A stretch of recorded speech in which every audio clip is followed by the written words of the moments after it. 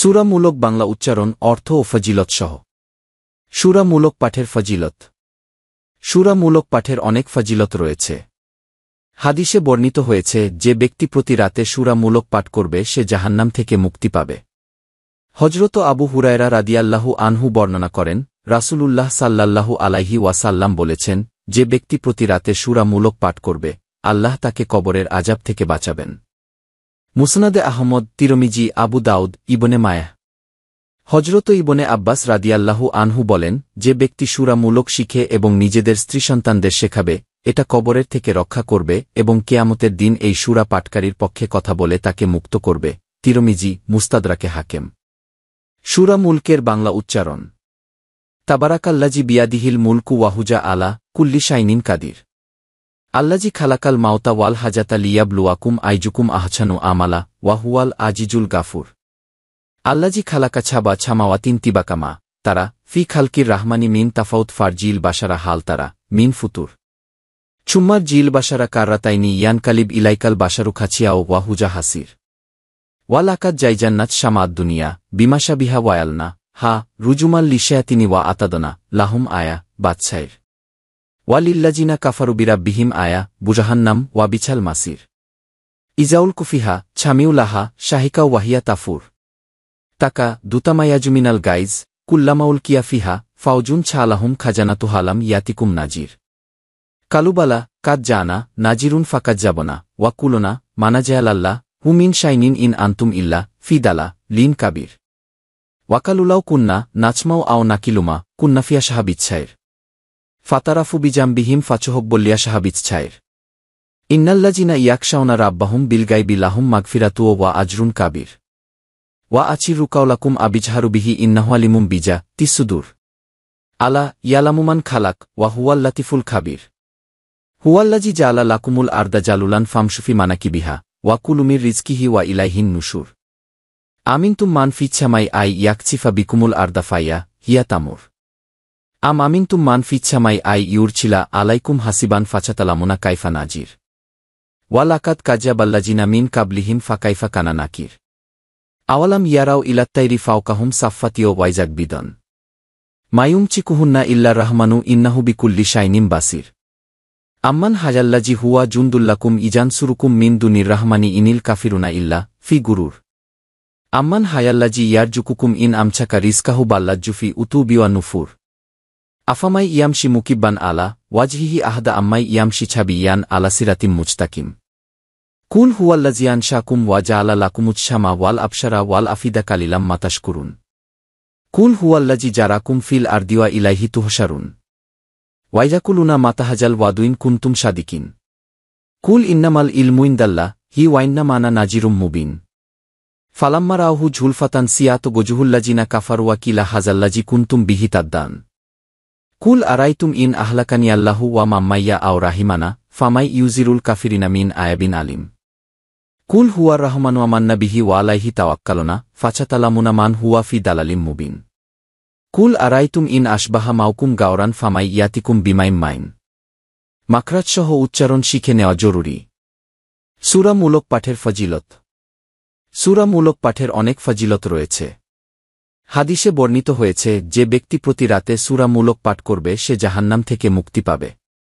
হযরত আবু হুরায়রা রাদিয়াল্লাহু আনহু বর্ণনা করেন, রাসূলুল্লাহ সাল্লাল্লাহু আলাইহি ওয়াসাল্লাম বলেছেন, যে ব্যক্তি প্রতি রাতে সূরামূলক পাঠ করবে, আল্লাহ তাকে কবরের থেকে বাঁচাবেন। হযরত ইবনে আব্বাস রাদিয়াল্লাহু আনহু বলেন, যে ব্যক্তি সূরামূলক শিখে এবং নিজেদের স্ত্রী সন্তানদের শেখাবে, এটা কবরের থেকে রক্ষা করবে এবং কিয়ামতের দিন এই সূরা পাঠকারীর পক্ষে কথা বলে তাকে মুক্ত করবে। সূরামূলক বাংলা অর্থ। পরম করুণাময় অতি দয়ালু আল্লাহর নামে শুরু করছি।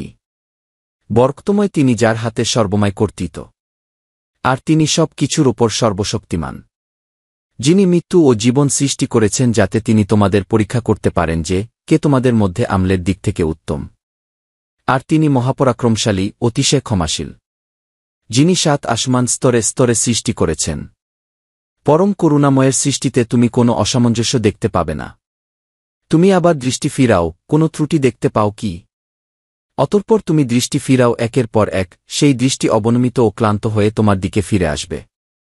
আমি নিকটবর্তী আসমানকে প্রদীপ দ্বারা সুশোভিত করেছি এবং সেগুলোকে শয়তানদের প্রতি নিক্ষেপের বস্তু বানিয়েছি। আর তাদের জন্য প্রস্তুত করে রেখেছি জ্বলন্ত আগুনের আযাব। আর যারা তাদের রবকে অস্বীকার করে তাদের জন্য রয়েছে জাহান্নামের আযাব। আর কতই না নিকৃষ্ট সেই প্রত্যাবর্তনস্থল। যখন তাদের তাতে নিক্ষেপ করা হবে তখন তারা তার বিকট শব্দ শুনতে পাবে। আর তা উথলিয়ে উঠবে। ক্রোধে তা ছিন্ন ভিন্ন হওয়ার উপক্রম হবে। যখনই তাতে কোনো দলকে নিক্ষেপ করা হবে তখন তার প্রহরীরা তাদের জিজ্ঞাসা করবে, তোমাদের নিকট কি কোনো সতর্ককারী আসেনি? তারা বলবে, হ্যাঁ, আমাদের নিকট সতর্ককারী এসেছিল। তখন আমরা তাদের মিথ্যাবাদী আখ্যায়িত করেছিলাম এবং বলেছিলাম, আল্লাহ কিছুই নাজিল করেননি। তোমরা তো ঘোর বিভ্রান্তিতে রয়েছ। আর তারা বলবে, যদি আমরা শুনতাম অথবা বুঝতাম তাহলে আমরা জ্বলন্ত আগুনের অধিবাসীদের মধ্যে থাকতাম না। অতঃপর তারা তাদের অপরাধ স্বীকার করবে। অতএব ধ্বংস জ্বলন্ত আগুনের অধিবাসীদের জন্য। নিশ্চয়ই যারা তাদের রবকে না দেখেই ভয় করে তাদের জন্য রয়েছে ক্ষমা ও বর প্রতিদান। আর তোমরা তোমাদের কথা গোপন করো অথবা তা প্রকাশ করো, নিশ্চয়ই তিনি অন্তরসমূহে যা আছে সে বিষয়ে সম্যক অবগত। যিনি সৃষ্টি করেছেন তিনি কি জানেন না?